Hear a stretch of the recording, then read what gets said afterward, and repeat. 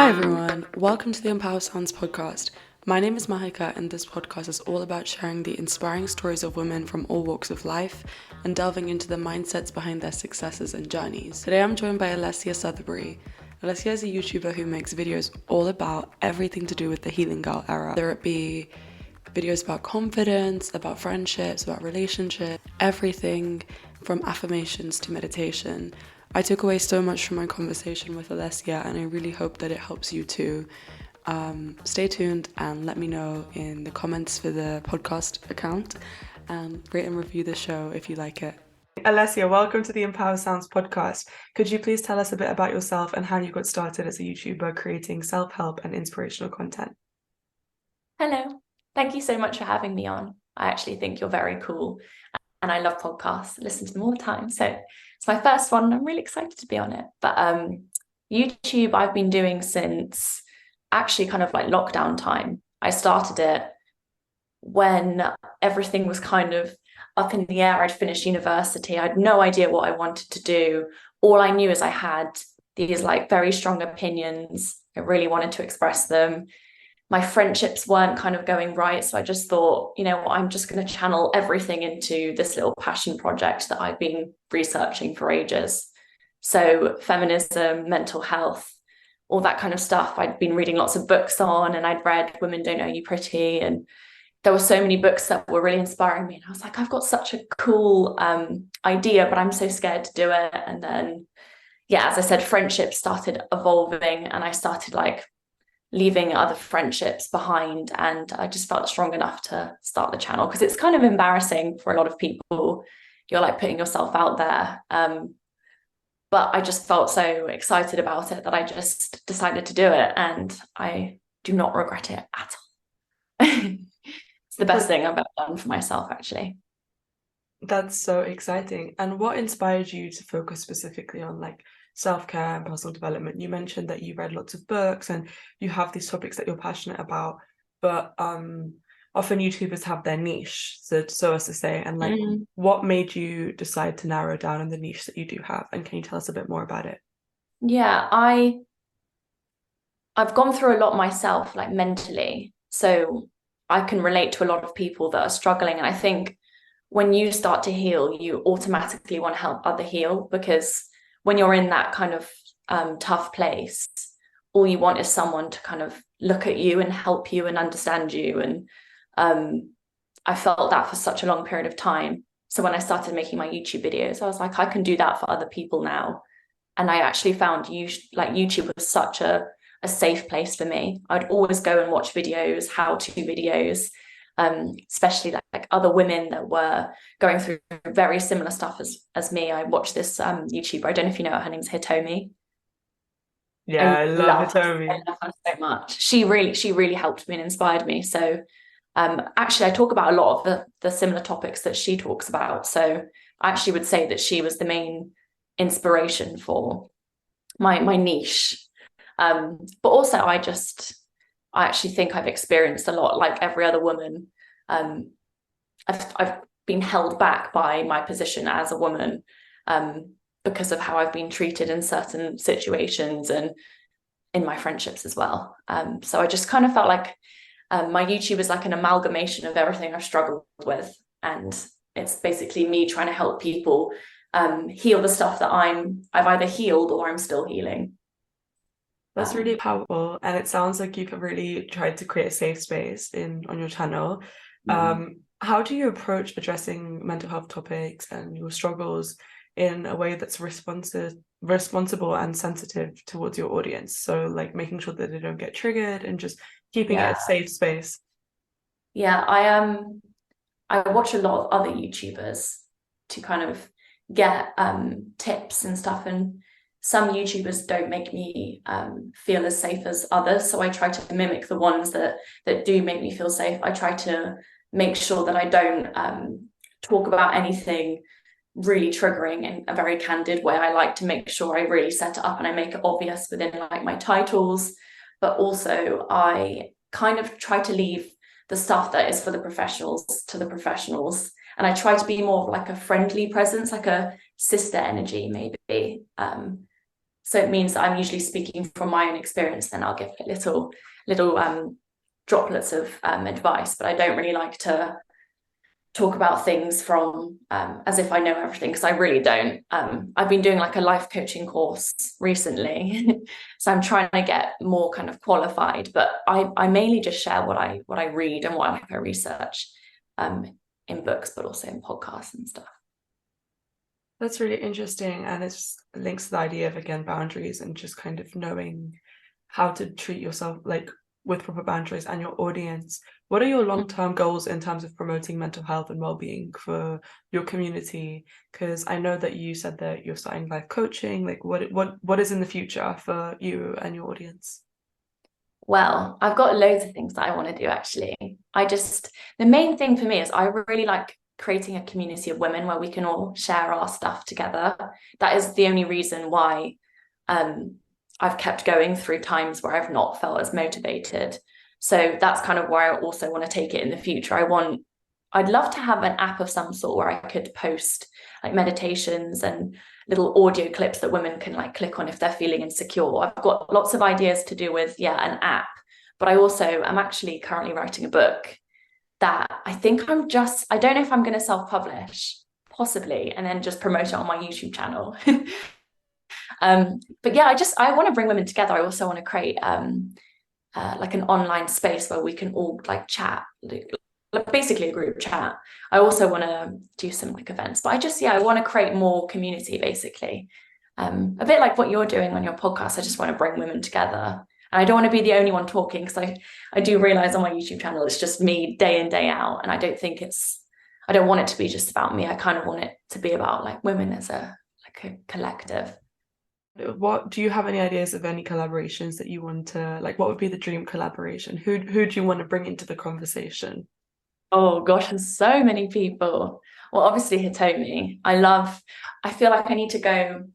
There's actually a lot of women, well, a lot of creative women with really amazing things to share that aren't, these big influencers or doing all these big podcasts that are really successful. So I'd actually quite like to talk to women that aren't in the limelight, because I think every woman actually has a lot of insight, and we're all so emotionally intelligent.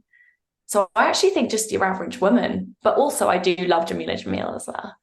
She's cool. She speaks about everything so unapologetically. She's not afraid to say, that she's a feminist or that she's gone through things. And I think she's actually, to a lot of people, she's quite controversial.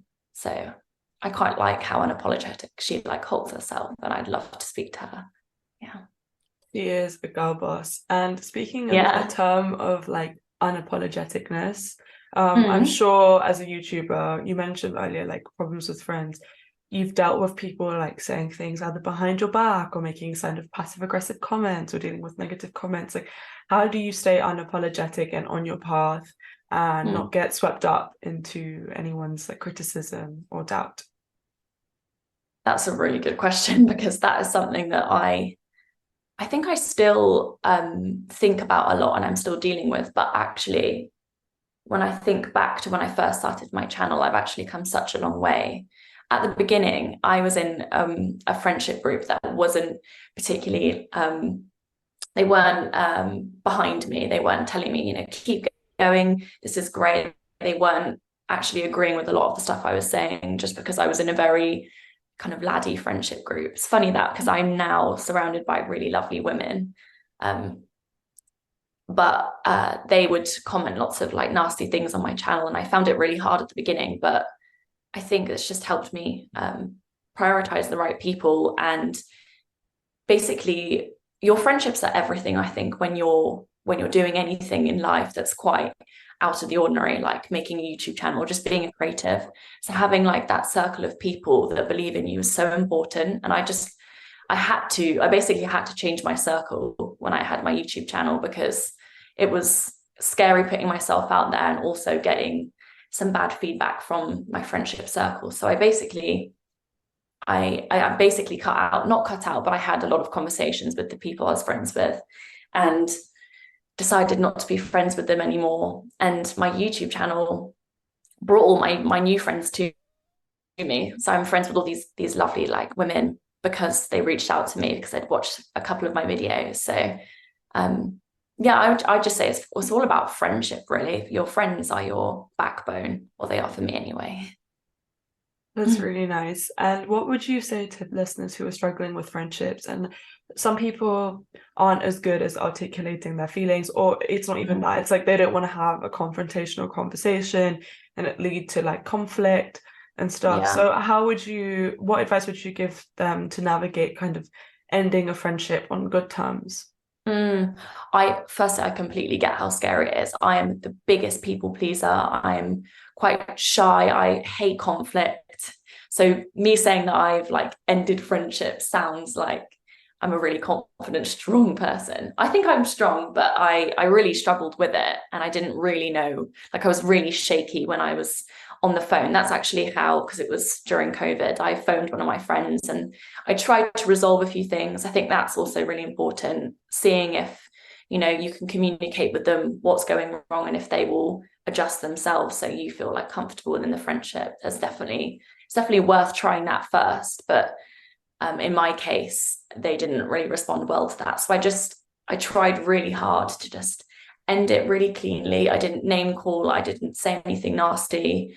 I actually, I complimented the things that they had done for me in my life when they were my friend, but it's like, I just need to leave it. Obviously, people just don't respond well, but I actually did find that doing it on the phone was a lot easier, and I had COVID as an excuse. But I guess a lot of people would feel that's not right to do it over the phone. They think, you owe it to them to do it in person. But I think whatever works for you, you just got to prioritize you feeling safe. And friends are like your chosen family, so like pick wisely. You can.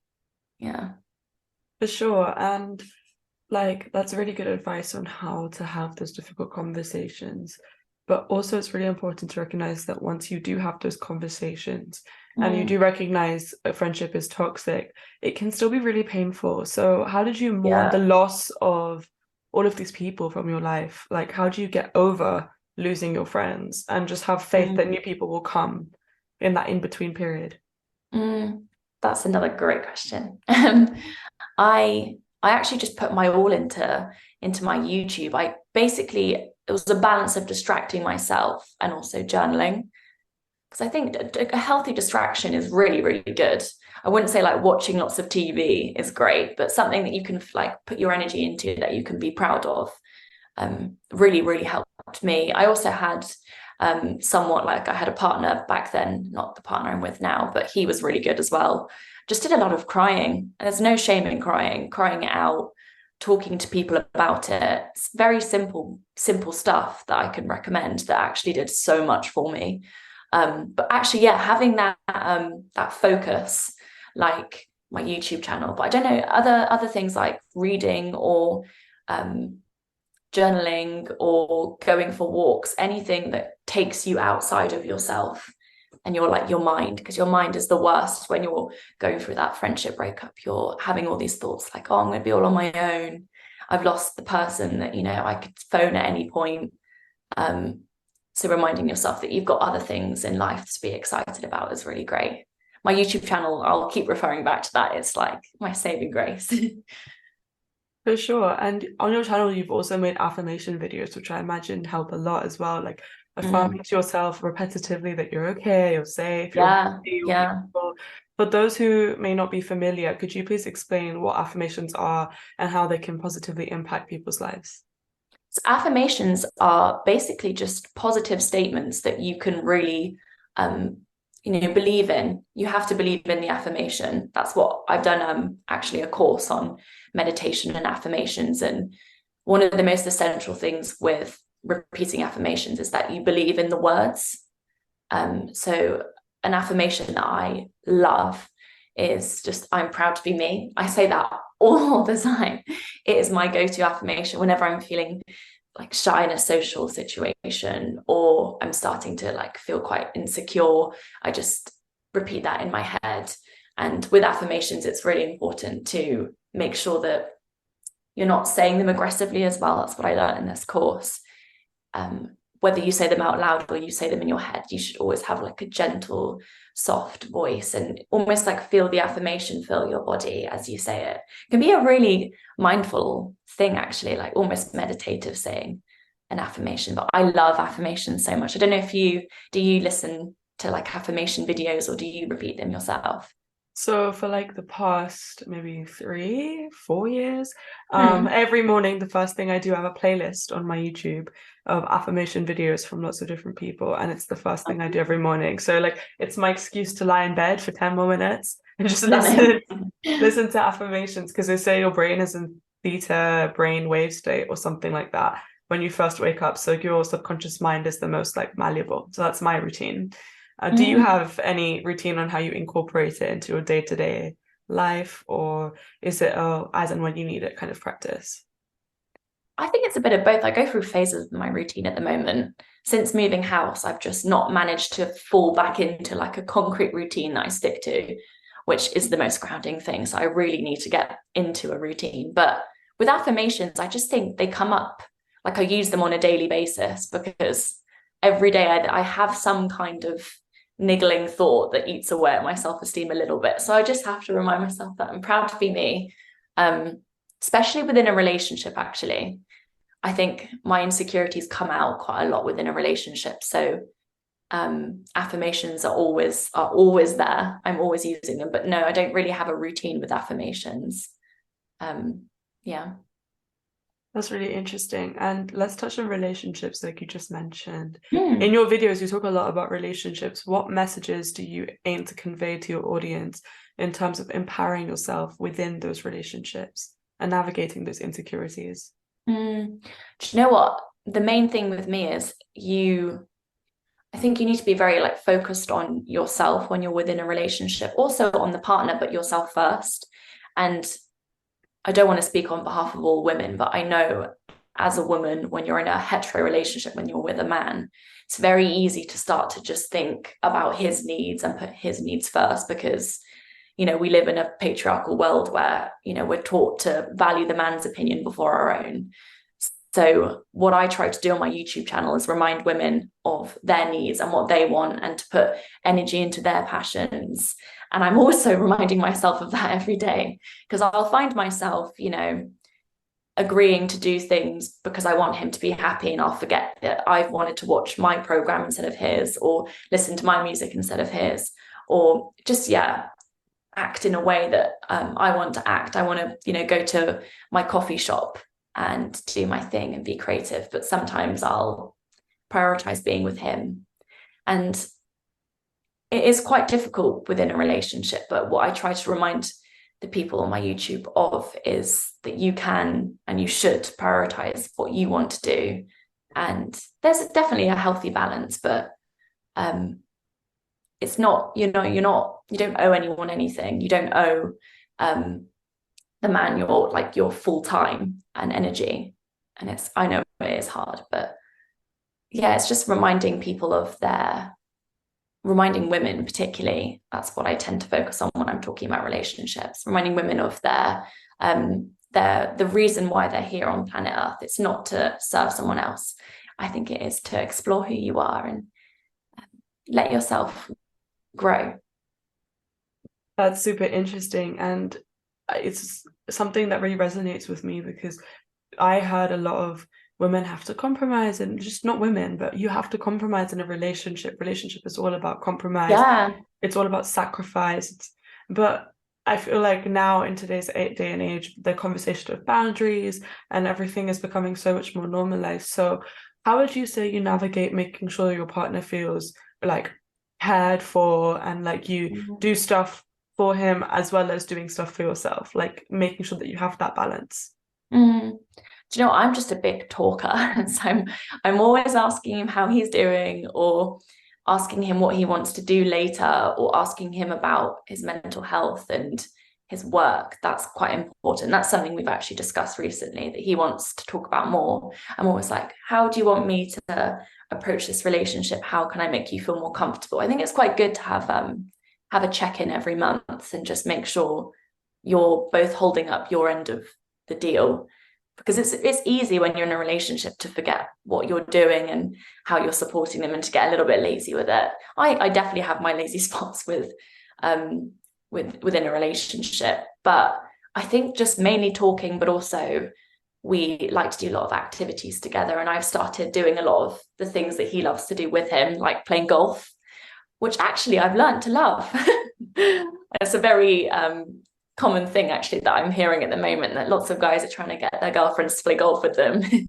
But I've learned to love it. You're always in nature and it's really peaceful. So yeah, just getting on board with some of his favorite things and doing it with him, but also just asking him. I find that you have to ask people sometimes to communicate what they want, because sometimes we're just a bit too scared to put it out there. And yeah.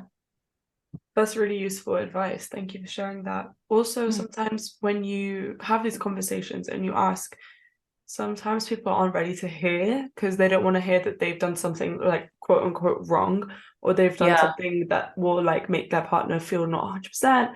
Or this is not just a thing in relationship, but also in family and in friendships. And it's often why we avoid conflict, because we don't want to hear that we've done something wrong or we haven't been amazing or perfect. How do you navigate that so you can move in a way forwards that is suitable to your relationship without feeling guilt about how you have previously acted, or feeling shame around the way that you like just treat yourself and your partner and just everything? I find it really hard. I actually feel guilt very quickly. And I also panic when I try to address problems or anything like that. So I find there's no way of avoiding it for me, but there are ways of looking after myself when I start to feel it after, basically. I basically just have to push myself to articulate my problems and to put myself in a position where I could end up arguing with someone. I've got better over the years of being a bit braver, because I've realized ultimately I have to look after myself. Otherwise, I'm actually I'm not a very good friend or partner anyway. So what I basically do is, after I do a lot of journaling, and I ask myself why a lot. That's actually how I tend to journal. So I'll be like, I'm feeling guilty. And then I'll say why. And then I'll answer why. And then I'll keep actually asking why. And usually it boils down to the fact that I just don't feel worthy. That's usually like the bottom of the page when I've asked why so many times. So I have to remind myself that I'm worthy and that I deserve to address the problems within relationships, because I deserve to feel comfortable in those relationships, and that I deserve to speak up, and that I'm worthy in this relationship, that I bring so much value. It's basically a lot of unpicking what's like beneath the guilt, because usually it is something like not feeling worthy, for me anyway. How does that work? Because when you realize it comes down to you're not worthy, or you're having these moments, do you like, how much of it is self-soothing and kind of keeping it to yourself and journaling, and how much do you take into a relationship and discuss with your partner, like, this is how I'm feeling, I think that I would benefit from some reassurance, or like we could do something, or like kind of sharing your struggles with him? Like, how do you find a balance in not like in sharing the right amount? That's a really good question. I struggle with that, but I'm getting better. I know that I'm quite an avoidant person when it comes to speaking up about my insecurities and actually acknowledging that I am insecure. I'm very good at just being like, no, I'm really strong. I don't need to get upset about this. That's certainly something I've done in past relationships, almost making the partner feel like I'm indestructible and that I don't get upset and that I'm super confident, when really beneath it all, I'm struggling. But with my current partner, he's a very emotionally intelligent person. So he picks up on my body language and he knows when to ask what's going on. So that helps. But also, I am pushing myself to be less avoidant. Knowing that I'm avoidant helps me realize that it's a problem in the first place. You kind of have to understand why you shy away from being upfront and sharing your problems in the first place. Sometimes it's because we don't feel like we can, and we feel like we don't want to speak out. Sometimes it's because we're avoidant. Sometimes it's because we've been taught from a young age, because of the family situations we've been in, that we shouldn't speak out. we all have our own reasons, but mine was because I'm avoidant. So I would just catch myself being like, oh, don't tell him that. And I'll say, do it, tell him.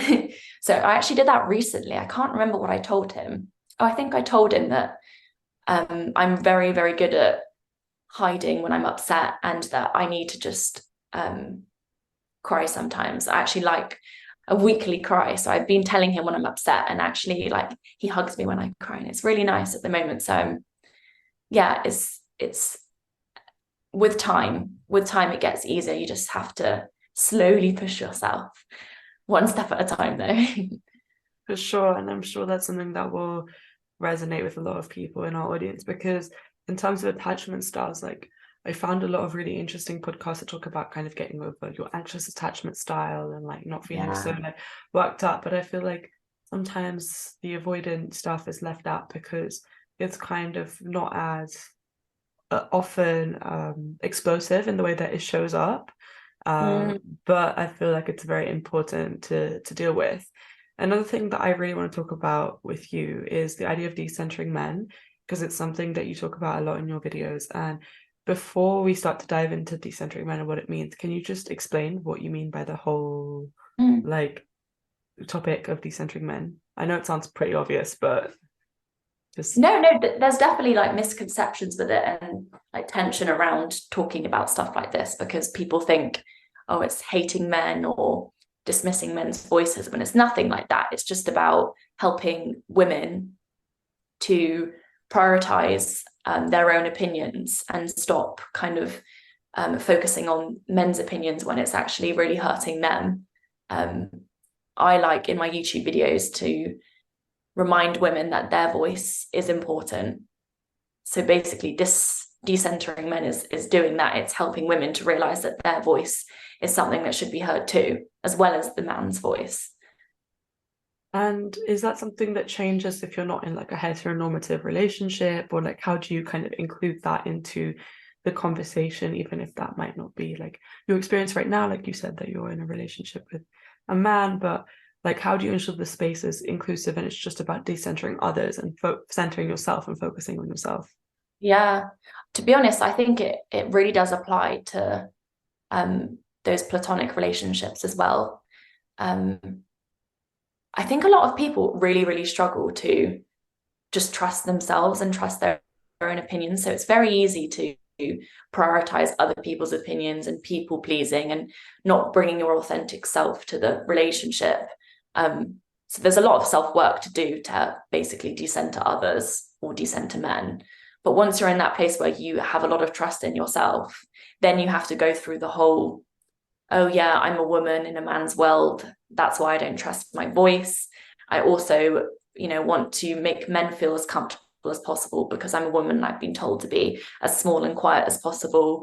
So it is really, really hard. And there's actually like lots of different layers to it that I'm realizing, because I'm also in the process of decentering men. It's like a daily thing for me. It's small things as well, like when you go out, if you're too nervous to go out because you feel you owe the world beauty, and then you entrap yourself in the house. It's the most like horrible thing. And I've had that recently where I feel like I have to look a certain way to leave the house. But also, my boyfriend will just wake up, get out of bed and leave, and he'll be comfortable. So I've been trying to think more about how leaving the house will benefit my mental health, and less about, how I'm going to be observed by other people, by men. It is really hard. I don't know if you've how you feel about this topic, but I know it is quite a controversial topic. I've actually had some pretty angry people in my comment sections before. And what is their kind of contention been about? What do they feel like you're saying, that you're not taking the importance away from men in general, or like what is their issues with the idea? I think there's just a lot of aggression when it comes to anything around the area of feminism and giving women a bit more of a say in our world. There's a lot of tension with it. I've even seen it come up with the Barbie movie. It's almost like created this like polarization where women are like, yeah, we can all look after each other and we're really important too. And then there's the men being like, not all men, of course, there's lots of men that love the film and that are feminists too, but there are men that are very very unhappy with the making of the film, and also just women breaking down the gender stereotypes that have been upheld for so long. It's basically just men misunderstanding that I'm basically trying to break down why feminism is good, and they misunderstand that and they think it's an anti-man movement when it's really not. Patriarchy, it hurts men too, as well as women, and women focusing on kind of looking after men and not focusing on themselves also, I think, hurts men, because it means, we don't have these very healthy relationships. And I think it's a really complicated issue that I'm constantly reading books about, constantly to try and get better at understanding it myself, because when you're part of like the system, the broken system, you're kind of confused yourself. So I'm trying to get a little bit more clued up on it. For sure. And I know that you said before that not all men are angry about it, and I think that leads perfectly onto my next question, which is how do you have conversations with people, with the men in your life or the men in your audience, or just the people who aren't in marginalized groups that want to do better, and that just how do you have conversations with people who just are open-minded and just willing to learn and want to do better but don't know how, or don't know how to start, and they're just unaware of the problems? Because sometimes you're not aware of a problem that's affecting people if it's not affecting you. And so have you had to have these conversations with the men in your life, and how have you navigated them? Because your community, you've said, are predominantly women, but I'm sure that there's still some people that come and watch your videos that aren't in that. Yeah. Do you know what I think? When I have these conversations with people that don't get it, there has to be an element of getting it and being open. Otherwise, I just don't go there, because you can't speak to someone that is not willing to listen. And I've had that recently with one guy who's reached out to me, who's like so refreshing. He just wants to talk about things and understand it from my perspective. And that tends to be what I do. I don't try to, drill anything into his head. I just try to share my experience and, what I've been going through. So having that like human story tends to be, I feel like, the best way to get through to someone, as opposed to being like, this is what you should be and this is what you should believe in and what you should do. And people never respond well to being told what to do. I think we're all like emotional and we all like feel things. So having that story that you can empathize with is the best way, really. So I just try to tell stories mainly. That's really interesting. I feel like it's a really effective tool in communication. So thank you for sharing that. It takes a lot of confidence to have these conversations, and just to put yourself out there on the internet and make videos about, there shouldn't be controversial topics, but controversial topics. How have you built that confidence muscle? Because you've spoken about being shy in the past and like just being a bit more like reserved. So how do you build the confidence to just kind of put yourself out there and have these difficult conversations and just like be okay with it? You know what? I think it's just come very, very, very slowly over time. I just think repetitively doing things that's out of your comfort zone helps you to make it your comfort zone. So having those uncomfortable conversations, or being quite frank with my opinions, has become easier for me the more I've done it. So having a YouTube channel where I'm constantly doing that and constantly addressing things that people don't really like to address has made me just comfortable with it. I just deal with it. I'm the person, within my friendship group that does that. And, there's been like jokes made about it before, and that's made me slightly uncomfortable, but I now could not care less. I've done it for so long that I'm proud of it, because I've had positive feedback and I've become closer with people that I really care about now because of how confidently I've expressed my opinions. But it's really hard at the start, and you don't really reap the benefits until you really start properly doing it. And then you get closer to the right kind of people and it starts to feel less uncomfortable. It's just with time, I think.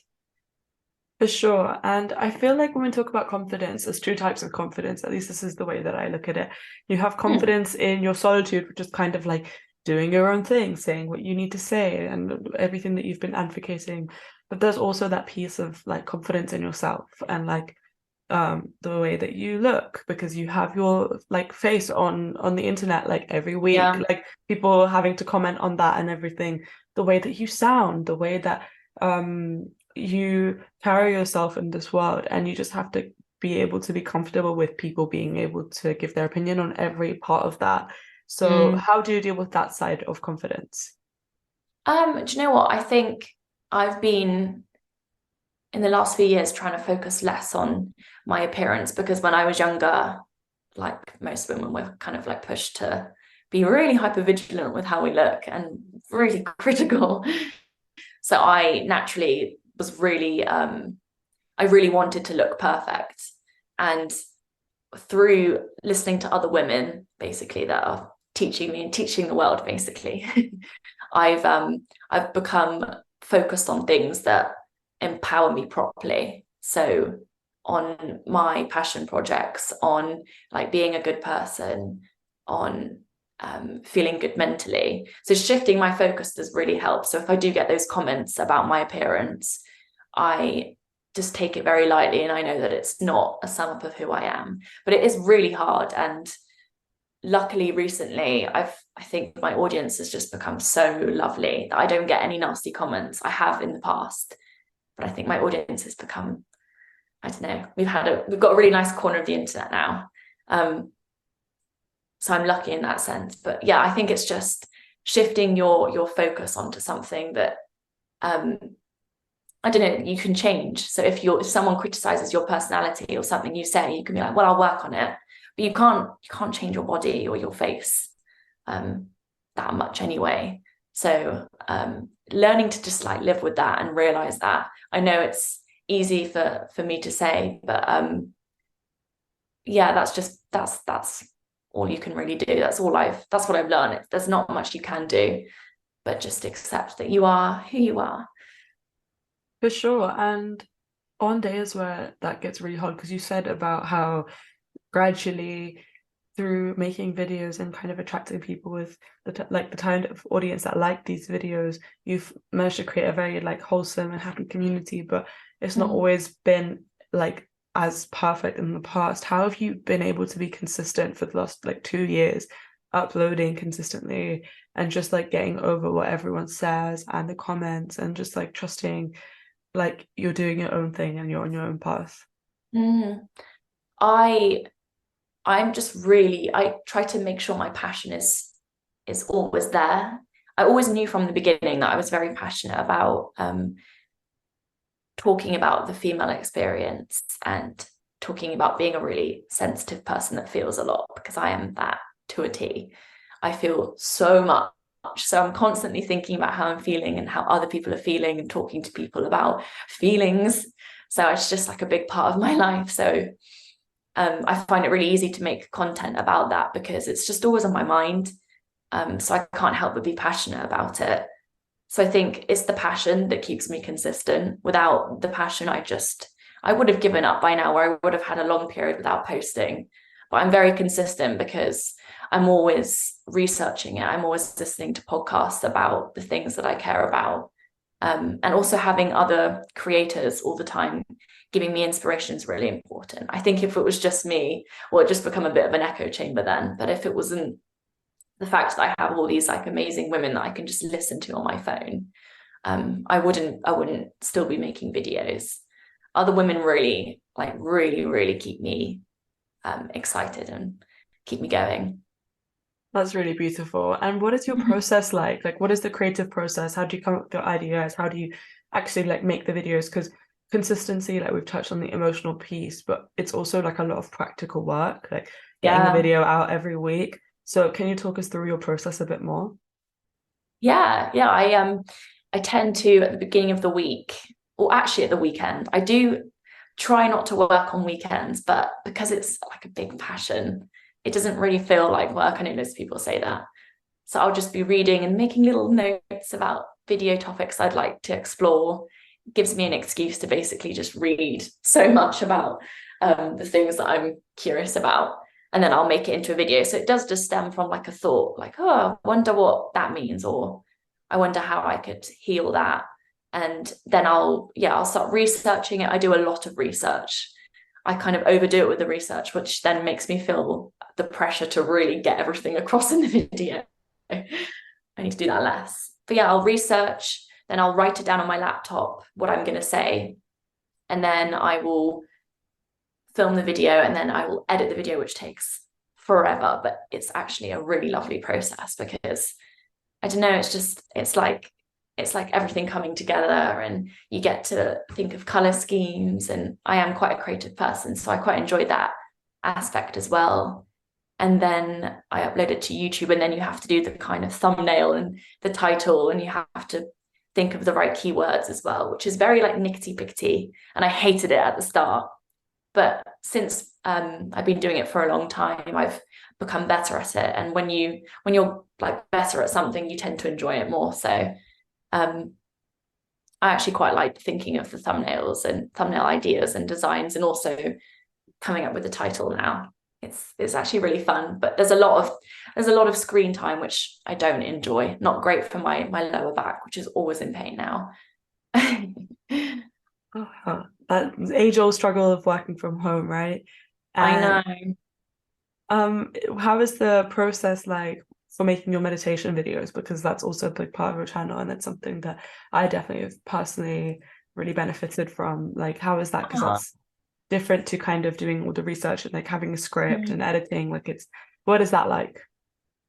That's my favorite thing to film, because I almost enter like a meditative state when I'm like filming it, or well, when I'm filming it, obviously I am, but when I'm actually even writing up the meditation script, I will find myself doing deep breaths, and I'll be feeling really grateful as well. So I actually love it, and I actually want to put even more meditations out there. I think it's something that I want to do on a weekly basis now, because usually I'm just doing it every other week. It's really fun, actually. I just tend to look at loads of other people's meditations. I amalgamate loads of ideas, and then I put it into my own thought line. And then when I film it, I am actually meditating and doing lots of deep breaths, and I reap the benefits from it too. I really love filming meditations, so I'm really glad that you like them. I saw you when you messaged me the other day saying you did one. It made me so happy, because I feel like my meditations are the quieter part of my YouTube, the thing that people talk about a little bit less, because they're not the hot topics. It's something that I want to definitely branch out into more. 100%. Have you, apart from like what I just said and what I messaged you, like, have you received other feedback from people? Because I feel like it's something that, although it's not controversial, like you really build a bond with your audience because you're kind of meditating with them. What's been the response for that? I actually get a lot of people messaging me on Instagram as opposed to commenting on my YouTube channel, because I think there's a lot of like shy little cute women that are just like, oh, I don't want to put myself out there to everyone. And it's so sweet, because I'll just go onto my requested messages on Instagram. There'll be the nicest messages of people being like, I feel like I'm not on my own anymore. And there are a lot of really lovely people that give me a lot, actually. They tell me a lot about their life. And I've had a lot of conversations with people, in-depth conversations about mental health stuff. And the feedback is actually really lovely with meditations. I've never had any like aggression, which you'd expect with meditation. The people are actually are very good at reaching out, particularly on Instagram. Yeah. That's really nice. And in your bio on your YouTube channel, you say that you promise to be a positive and warm presence. How do you kind of feed that into your meditations and all the content that you create? Because I know you said you kind of meditate along with like throughout the whole process, but is there any other steps that you take to like infuse positive energy into everything that you create? Yeah, well, I just make sure that I'm not creating from a fake place or from I need to put out a video place. I'm always coming from a place of love or like understanding, or if I'm going through something, I want to help someone get through the same thing because I've just got through it. So that, yeah, being able to relate to my audience and be really careful with their emotions is something that I'm very vigilant with. And I also like to make sure in my videos that I'm feeling good in myself when I'm filming, because I feel like people do pick up on that energy, even if it's just like someone watching a screen. I don't know. I'm an empath, so I really absorb people's moods. So I feel like I notice when someone's anxious and they're filming a video. So I really try to make sure I'm calm, collected, and confident when I'm filming. So I do a lot of like deep breaths and a quick meditation before I film at the moment. That's been helping me articulate things better as well. That's really cool. And I think that's really like important, that piece on having like good rituals and entering everything that you create with a good energy. If there's one key takeaway message, or you can use multiple if you have multiple, that you'd like to share with our listeners to remember from this interview, what would it be? The main thing is be yourself. I have for so many years kept my ideas in. I've kept people around that I don't feel close to. And it does hurt you, because you think, oh no, I'm busy and I've got friends and I'm great. But it hurts you to not be your authentic self. So in whatever way you can get comfortable with who you are, just try to do it as much as you possibly can. Try to listen to that little voice in your head that has got all these questions and that has all these ideas. That's what I really try to push, particularly women, because women really doubt themselves. Like, so many of my friends have got all these amazing ideas creatively, and they don't want to explore them because they find it quite scary. It's like putting like a bit of yourself out there. But it's so worth it. And it's what I've been doing through my YouTube, and it's the reason why I am the person that I am today, the best parts of why I am me today. So I would just encourage people to be their authentic self through maybe art and creating things. Maybe start a YouTube channel. Not for everyone, I get. That's really cool. And what advice would you give to anyone that wants to start a YouTube channel, who's starting out? Like, you've had 2 years of experience now. What would you do if you could turn back time and start again? Oh, that's a really good question. There are so many things I think I did it quite wrong. Not quite wrong, but I researched it for like 4 months before I started, when really you've just got to get started and learn as you go along.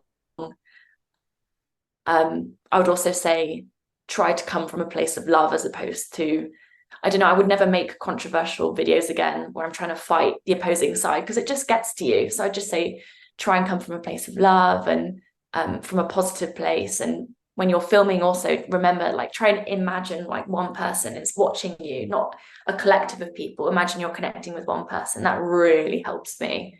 Someone that you can like trust and relate to, maybe like a friend. For sure. I think that's really, really interesting advice. We're so grateful for your time and insight today. Oh no, thank you so much for having me on. We always finish this podcast with the theme of gratitude. So in that spirit, what are you most grateful for today? I'm most grateful for, well, this opportunity to talk with you, another woman that is inspiring me, but also food. At the moment, I'm loving cooking, and it's really grounding me. When I'm feeling anxious, I'll go to the kitchen and I'll start chopping up my meal. So I'm most grateful for food at the moment. Very simple, but it's always around. It's always the little things, isn't it? Yeah, you've got to be grateful for the little things, otherwise you will struggle to be happy in life, I think. Of course. What about you? What are you grateful for? I mean, obviously this opportunity to speak with you, but also just the fact that we live in a day and age where we can make connections with people who aren't in our immediate surroundings. Like, we live on opposite sides of the country right now, and I'm still able to speak to you, and I'm able to record this podcast through Zoom. So I feel grateful for that, and I feel grateful for connection. Yeah, that's very cool, actually. So yeah, that's me. Thank you again. Cool. No, thank you. Thank you for listening to this episode of the Empower Sounds podcast. Stay tuned every Monday for your weekly dose of inspiration and entertainment.